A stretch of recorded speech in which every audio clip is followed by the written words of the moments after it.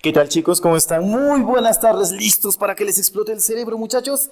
Hoy vamos a tratar un poquito de introducción teórica a un maravilloso tema, muchachos. Este tema se conoce como estructura atómica. Vamos a hablar de eso, ¿ya? Muy bien, chicos. Ok, estructura atómica. ¿Sí? Muy bien. Para comenzar a hablar de la estructura atómica, muchachos, tenemos que tener en cuenta lo siguiente. Antes de comenzar a entrar de lleno con esto, tenemos que hablar nosotros, muchachos, ¿de qué? De los modelos atómicos. Ahí está, ¿ya? Vamos a empezar a hablar de los modelos atómicos, ¿sí? No podemos hablar de estructura atómica si no conocemos los modelos atómicos, ¿sí? Lo primero que tenemos que identificar, muchachos, es lo siguiente. ¿Qué es un modelo? Vamos a ver. Si yo te pregunto qué es un modelo, muchos me van a decir, profe, son las chicas que salen en bikini. También, muy bien, correcto, puede ser, sí. Pero más concretamente, un modelo matemático, sí, ojo con esa partecita, o un modelo en general, desde el punto de vista de ciencias, es esto. Tú te acuerdas en física, tú has hecho esto. El espacio aquí es igual a la velocidad por el tiempo, lo reconoces, lo usas en física para el movimiento. Luego lo otro, tú conoces esto, alfa más beta más delta. ¿Qué cosa o cuánto vale esto, muchachos? 180 grados. Tú reconoces. ¿Dónde se cumple eso estrictamente, muchachos? En un triángulo. ¿Por qué? Porque son la suma de ángulos internos de un triángulo. Entonces, profe, esas son fórmulas. Lamento informarte de que sí, es cierto, lo conocemos como fórmulas, pero más concretamente son, ¿qué cosa? Modelos, ¿ya? Y esto, profe, ¿qué cosa es? ¿Qué quiere decir eso? Ok, los modelos son ecuaciones que te sirven para predecir sucesos. Eso es un modelo, muchachos.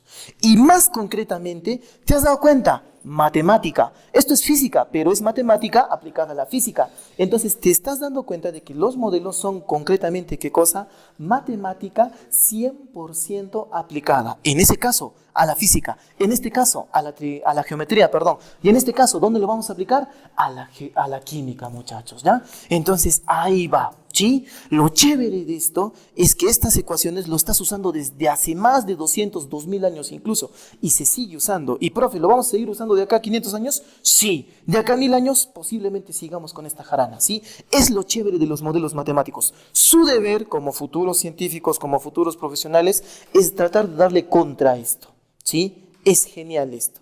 Tratar de darle contra esto. Esa es tu misión. Tratar de darle contra esto, ¿sí? Y lo más chévere, si te gusta la matemática, demuéstralo, ¿sí? Si te gusta la matemática, demuéstralo, ¿sí? Si te gusta la física, la química, más que demostrarlo, que de todas maneras tienes que hacerlo, ¿cómo se aplica? Cuando estás haciendo un huevo frito, cuando estás construyendo una casa, cuando estás haciendo un matecito, ¿entra o no entra? Sí entra. Cuando te comes tu pancito esquinadito con su paltita, ¿entra o no entra? Sí entra. Entonces, esas cosas te tienes que encargar también y preocupar en averiguar, ¿ya? Entonces, vamos a hablar de los modelos atómicos. ¿Qué son los modelos atómicos? Matemática 100% aplicada. ¿A dónde, muchachos? Al átomo, ¿ya?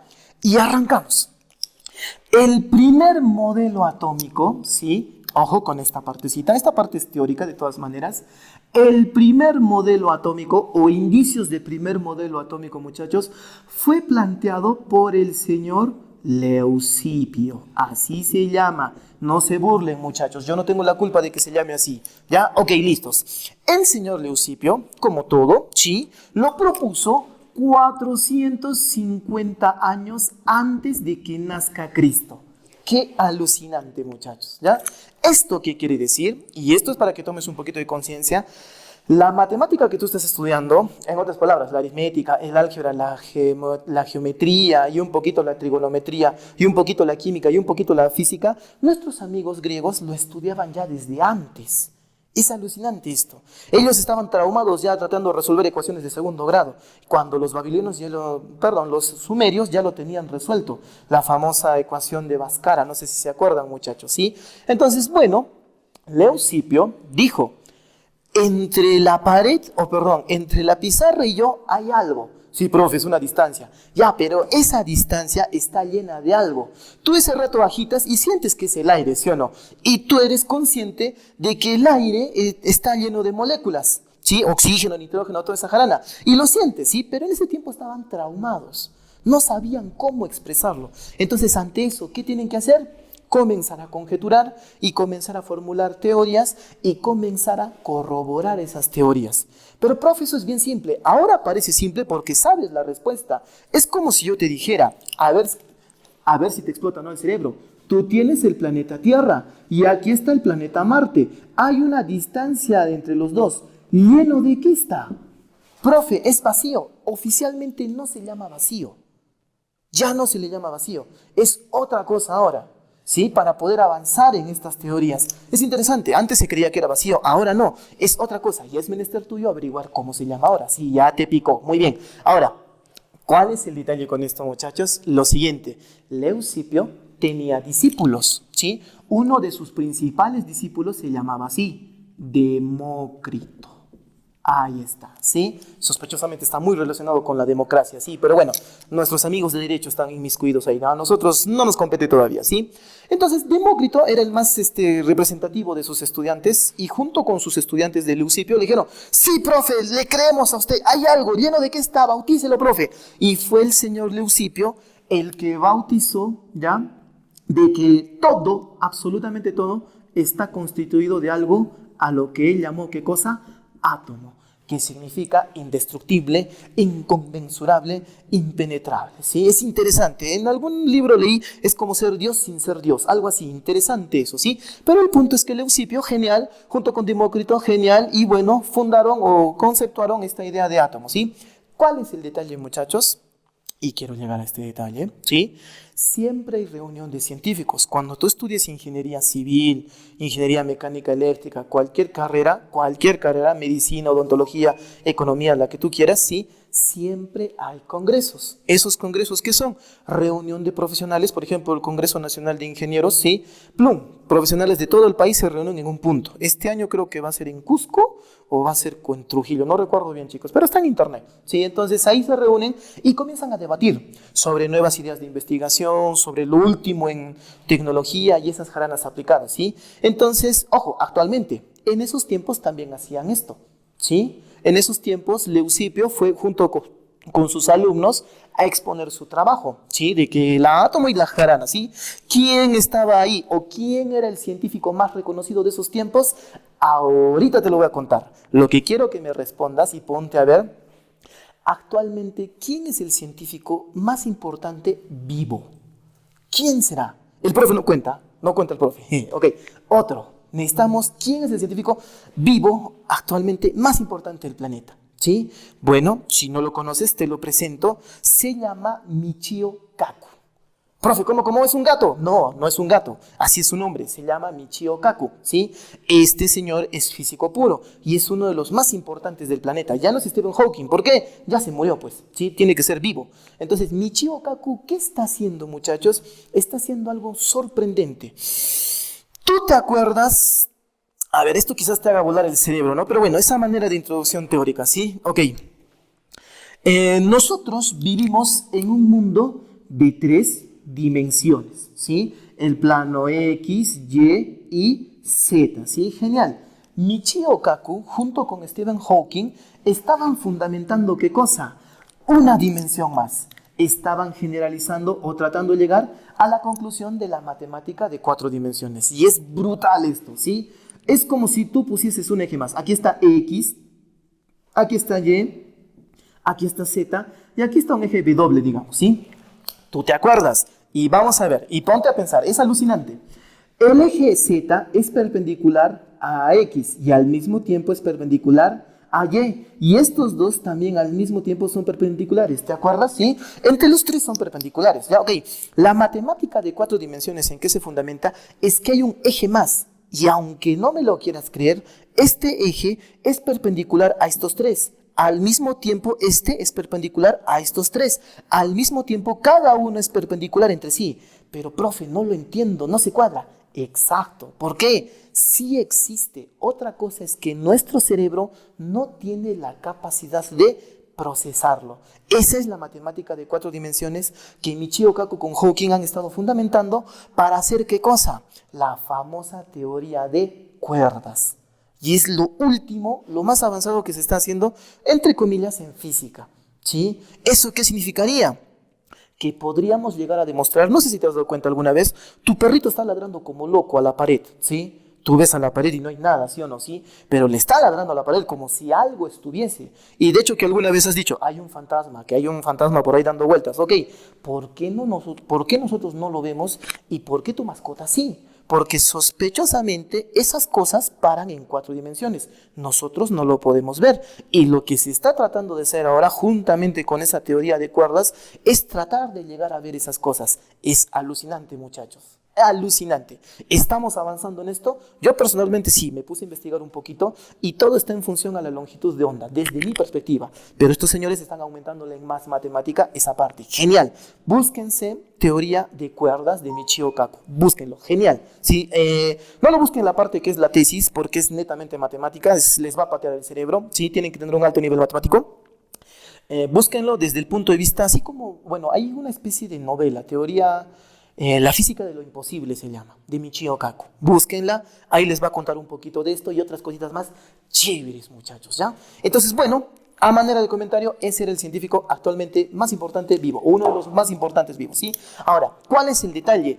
En estos tiempos, en los tiempos de Aristóteles, en los tiempos de Platón, ¿quién era el científico más importante o el filósofo más importante? Ya te lo dije, Aristóteles, ¿sí? Aristóteles, ¿sí? Y bueno, Aristóteles, tú sabes que tiene una concepción un poquito gnóstica, no sé si has escuchado.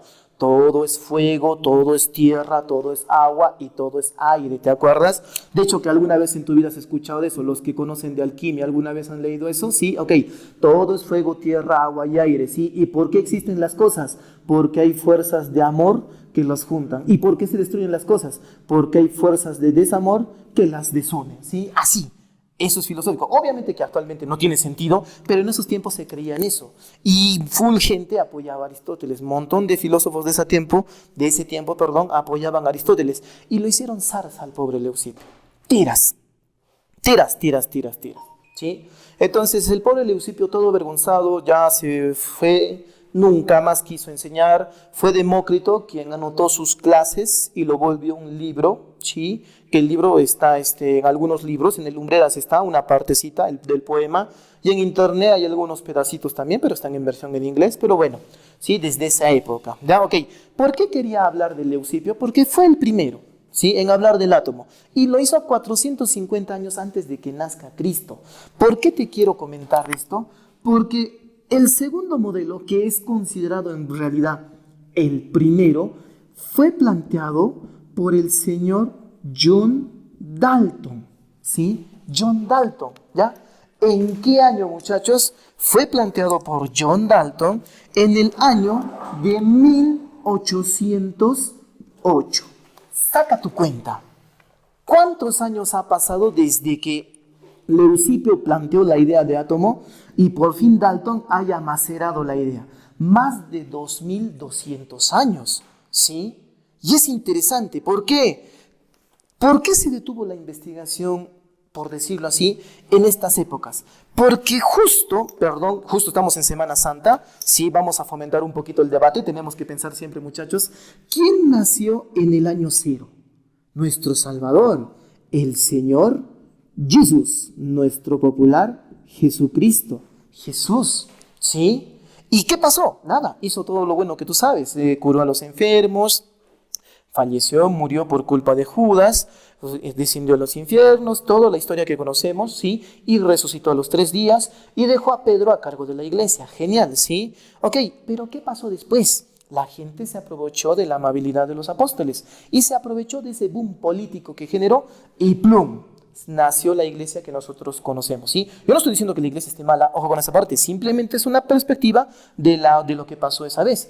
¿Cuál es el detalle con esto? Que la iglesia hizo cosas malas, fundó la famosa Inquisición y todas las investigaciones de nuestros patas griegos lo confinaron, ¿sí? Lo botaron en zonas así cerradas para que nadie tuviese acceso y que la gente no se pusiese a investigar o conocer esas cosas, ¿sí? Fue recién en los años 1500, 1600 que los propios obispos, científicos que había, como San Agustín era uno, dijeron, hay que dejar estos documentos libres, no pueden haber estado tanto tiempo guardados para que la gente se cultive. Entonces, una forma de cultivarlo eso fue crear las universidades, ya para que la gente se adoctrinara en esas cosas y se comenzara las investigaciones. Mira qué curioso, ha pasado más de 2200 años. ¿Por qué te digo esto? ¿Qué hubiese pasado si es que no hubiésemos perdido todo ese tiempo? Ponte a pensar. Y te lo voy a poner en un ejemplo. Ok, en mis tiempos, ya, y esto te va a gustar, el celular más avanzado tenía una super pantalla en blanco y negro nada más. A las justas tenía 9 botones, ¿sí? Tenía su antenaza, así de brutal era, ¿ya? Genial, en mis tiempos, ¿eh? Porque yo me acuerdo, yo viví eso, pero por eso en mis tiempos, ¿sí? Ok, ¿cuál es el detalle con esto, muchachos? El siguiente, ojo con esta partecita. Máximo mandaba mensajes de texto con 20 caracteres, o sea, 20 letras. Le ponías 21, explotaba. Cargaba todo el día, toda una mañana, para estar funcionando más o menos 1 hora y media. Es interesante, así de alucinante, ¿sí? Así de alucinante es, ¿sí? Ahora, lo otro, el juego más avanzado era el gusanito, y era hasta nivel 10 nada más, ¿sí? No había más, y todo el mundo se peleaba por eso, ¿sí? Era lo más avanzado que trajo Movistar en esas épocas, ¿ya? Ok. Ahora, actualmente, ¿cómo es el celular en el 2020? Súper táctil, ¿sí o no, muchachos? ¿Sí? Smartphone, súper inteligente, más inteligente que el dueño todavía, ¿sí? Ok, 2020. Ahora, ¿de qué época te estoy hablando yo? Del año 2000. Saca tu cuenta, ¿sí?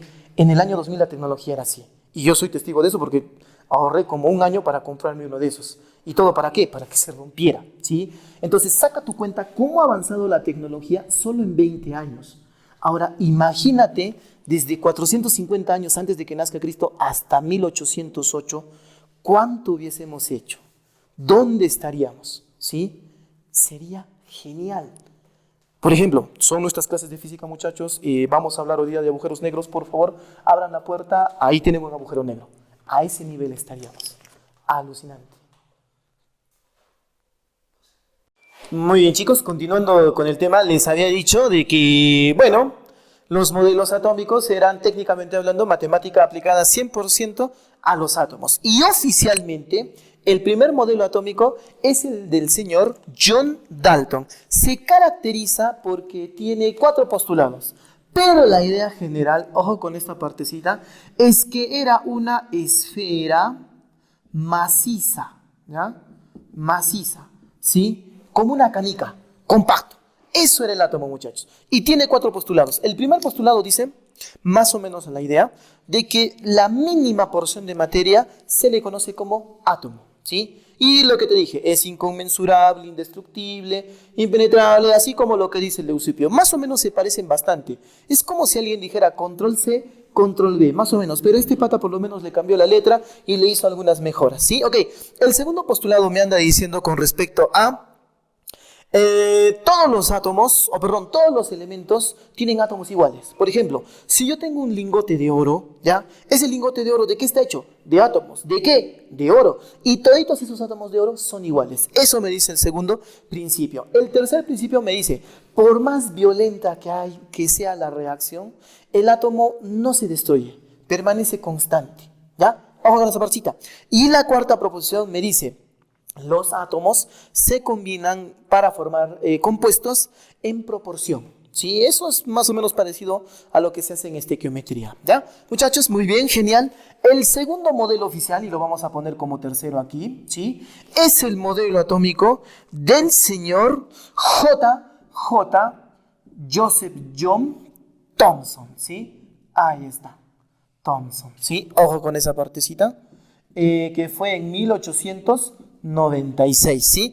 Este modelo es el famosísimo y conocidísimo budín de pasas. Si conoces el famoso budín de pasas, genial. Si no, acuérdate del panetón, ¿sí?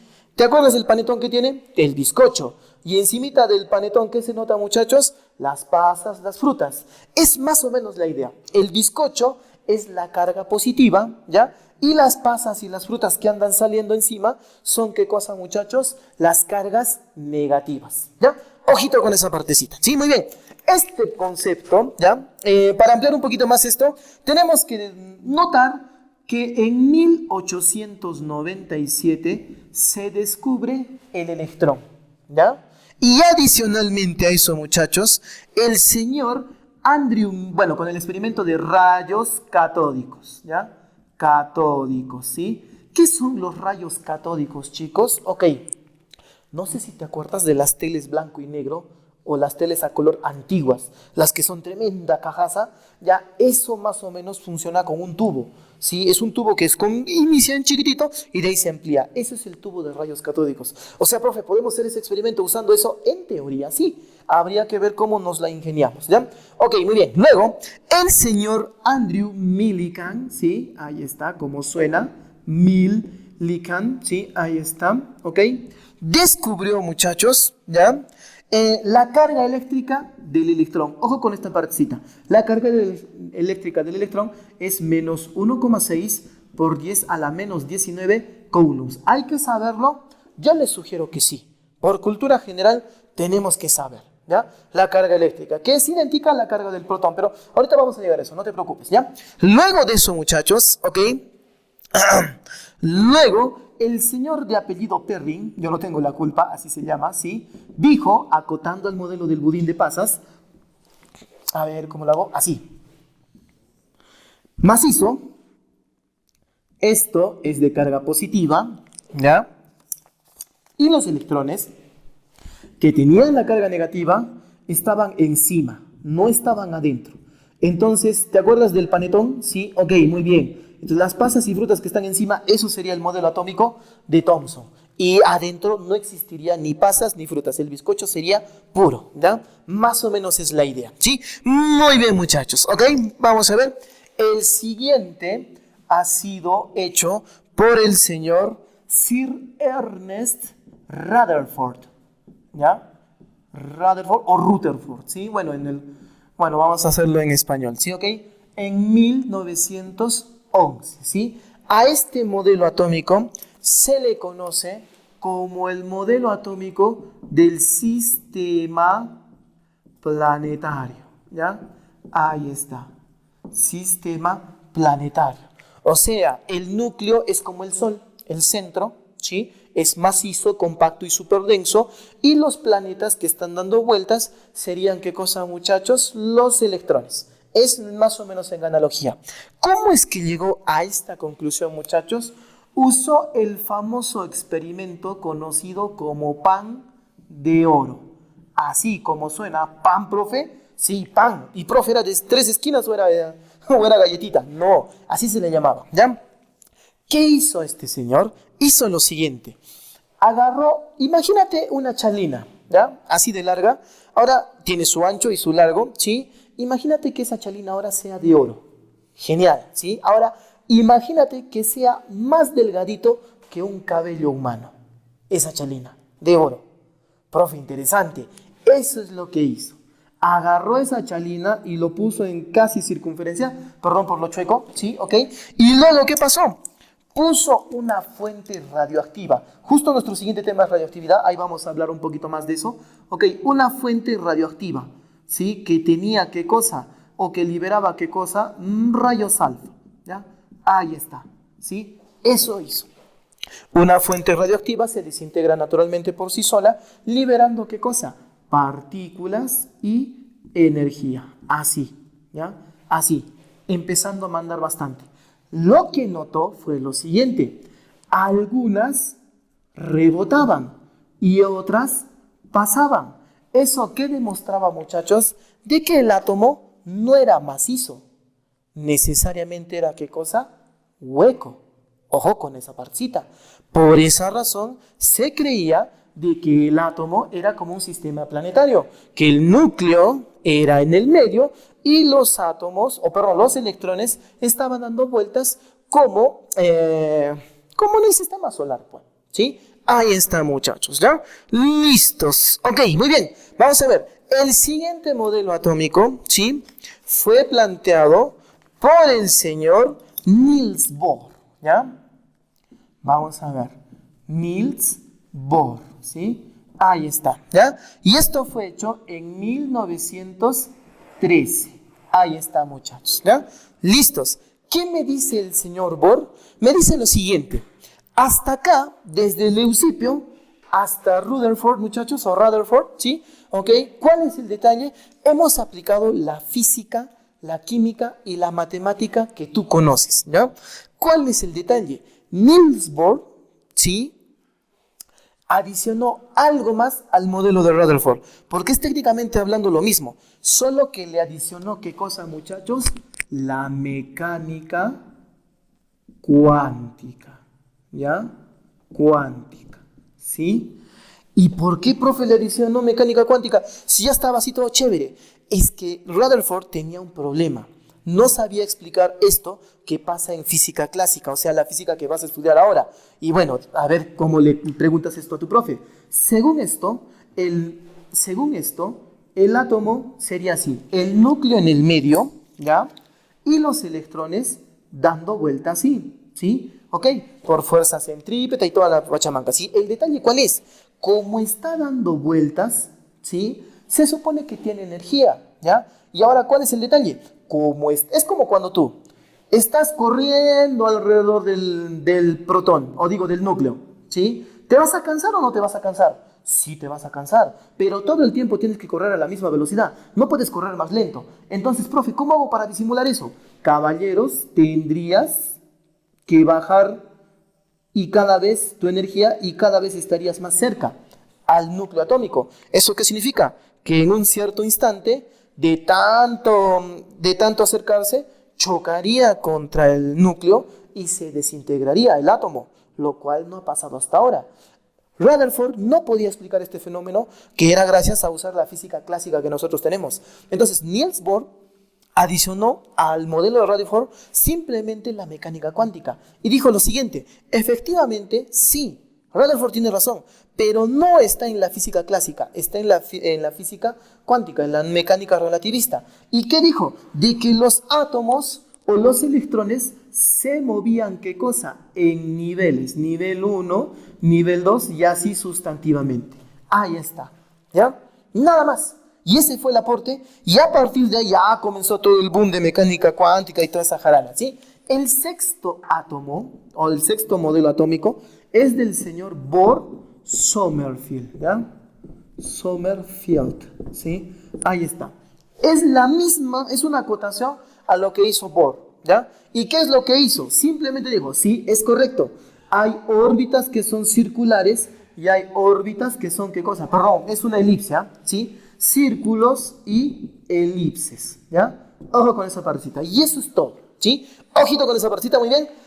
Ahora sí, hemos terminado la primera parte de modelos atómicos. Ahora sí vamos a rajar del modelo atómico actual. Un comercial y regreso.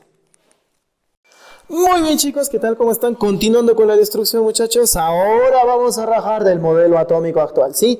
¿Qué es? Vamos a hacerlo rápido, muchachos. ¿Qué es el modelo atómico actual? Simplemente te lo explico así. Es un sistema termodinámico en equilibrio.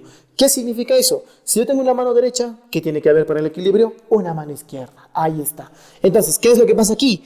El átomo está constituido por un núcleo atómico y por una nube de electrones. En el núcleo atómico encontramos unas cositas que tienen carga positiva, llamada protones. Como tienen carga positiva, se les llama también carga nuclear. ¿Por qué? Porque las otras cositas que encontramos son estas negritas, que se llaman neutrones, y no tienen carga, son neutros, ¿sí? Por eso en el núcleo atómico lo único que tiene carga es el protón. Ojo con esa partita. Y los electrones son los que están dando vueltas aquí, muchachos, ¿ya? Ojito con esa partita. Lo que tenemos que recordar es que el núcleo atómico es muy pesado. El 99% de todo el peso se concentra acá. Súper denso, súper pesado. Y al revés, el 99% del volumen está en la nube de electrones, como una esponja. Como cuando un perrito lo bañas y lo secas, ¡fum!, se hace todo peluchón, así más o menos es, ¿sí? Pero cuando lo mojas, ¡plas!, compactadito, chiquitito, ¿ya? A este átomo, cuando los protones, neutrones y electrones no varían, ¿sí? ¿Ok? No hay ninguna variación en ellos, se considera o se le llama átomo neutro, ¿sí? ¿Ok? Acaba el detalle. En todo átomo neutro lo podemos expresar así, muchachos. Un átomo de un elemento E. Los protones van aquí, los neutrones van acá y el número de masa va ahí, ¿sí? Al número de masa, tú sabes que el número de masa es protones más neutrones. Al número de masa también se le conoce como nucleones fundamentales. Entonces, los nucleones fundamentales, ¿qué son? Los protones y neutrones. Y, profe, ¿por qué se llaman nucleones? Porque es el núcleo, pues. En el núcleo, ¿qué tenemos? Protones y neutrones. Protones y neutrones. Número de masa, nucleones. De ahí se deriva eso, muchachos, ¿ya? Luego, como es un átomo neutro, también se cumple el popular PES. Los protones son iguales a los electrones y es igual al número atómico. ¿Cuál es el detalle aquí? Que los protones ya lo conoces, los electrones ya lo conoces. ¿Qué cosa es Z, muchachos? Te lo explico así. Digamos que te llama tu papá de Dubái y te dice, hijito, es el recreo, te estoy mandando $100 millones para tu recreo, ¿sí? Úsalos con prudencia y toda la jarana, pero si necesitas más, me avisas. Ok. Corre al banco a cobrarlo. Sí, ¿cuál es el detalle? Tú te acercas al banco. ¿Cómo le demuestras a la señorita que está atendiendo que tú eres tú y que eres el hijo de tu papá? Suena gracioso, pero ¿cómo lo demuestras que eres el hijo de tu papá? Mostrándole qué documento, muchachos, tu DNI. Ahí está. En tu DNI dice que sí es el hijo del señor que está en Dubái y toda la jarana y cobras el dinero. Entonces, para el átomo, ¿quién es su DNI? El número atómico. Que da la casualidad que cuando es neutro siempre es igual a los electrones y los protones. Y acaba el detalle. Para que un átomo de oxígeno sea un átomo de oxígeno, debe de tener 8 protones, sí o sí. Viene otro átomo que dice que es oxígeno, pero tiene 9 protones, no es oxígeno. Entonces, ¿eso qué te está demostrando? Que los protones jamás pueden variar. No pueden variar, porque si varían, dejan de ser ese elemento. O sea, es como decirte, es como si hubiese un humano con 3 hígados. No es humano, ¿sí o no? A eso se refiere, ¿ya? No varía, no varía. Esto puede variar. Los electrones son como el dinero. A veces hay, a veces no hay. Y ahora que estamos en cuarentena, hay que estirarlo lo más posible, muchachos, ¿ya? Entonces, ojo con esa partita. Cuando varían los electrones, se generan los famosos iones. Ojo con eso, ¿sí? Tú sabes. ¿Cuál es el ion más conocido, muchachos? Ion sina. De ahí viene eso, pero mentira. Los principales iones, ¿cuáles son? Los cationes y los aniones. Si te has dado cuenta, número de masa, protones, neutrones, número de masa, protones, neutrones, número de masa, protones y neutrones son idénticos. ¿Cuál es el detalle? Que el cation tiene carga positiva y que el anión tiene carga negativa. ¿Qué significa esto? Que ganó o perdió electrones. Que perdió. ¿Qué significa esto? Que ganó o perdió electrones. Que ganó, ¿sí? En todo anión y cation, que se cumple, muchachos, siempre, así seas catión, ya, lo estoy subrayando en rojo, o así seas anión, siempre se va a cumplir que el número de masa es protones más neutrones. Profe, el PES, esto de acá ya no se cumple, ¿sí? Lo que sí se cumple, ojo con esta partecita, en ambos casos se cumple de que los protones es igual a Z, ¿sí? El número de protones es igual al número atómico. Entonces, profe, ¿cómo que se calcula los electrones? Muy bien, ya sea catión o anión, date cuenta de lo que digo. El número de electrones, ya sea catión o anión, el número de electrones es igual al número de protones más la inversa de la carga, en ambos casos. ¿Esto qué quiere decir? Quiere decir lo siguiente, el número de electrones del catión, ¿a qué es igual? Al número de protones más la inversa de la carga. Si es más Q, ¿cuál es su inversa? Menos Q. Y cuando tienes un anión, el número de electrones, ¿a qué es igual, muchachos? Al número de protones más la inversa de la carga. Si es menos Q, ¿ahora qué se vuelve? Más Q. Ahí está, chicos, ¿ya? Listos, solucionado. Toda esta pachamanca de los iones y los átomos neutros me ha generado, ¿qué cosa? Los famosos núclidos. ¿Qué son o cuáles son los principales núclidos? Tenemos a los isótopos que se caracterizan, ¿por qué? Porque tienen el mismo número de protones. Y tú sabes, los protones son iguales a Z, pase lo que pase. Entonces también significa que tienen el mismo número atómico, el mismo DNI. ¿Eso qué quiere decir? Que son del mismo elemento. Ojo, no existe isótopo de oro con isótopo de oxígeno. Siempre es isótopo de oxígeno con otro isótopo de oxígeno con otro isótopo de oxígeno. Así, ojo con esa partita.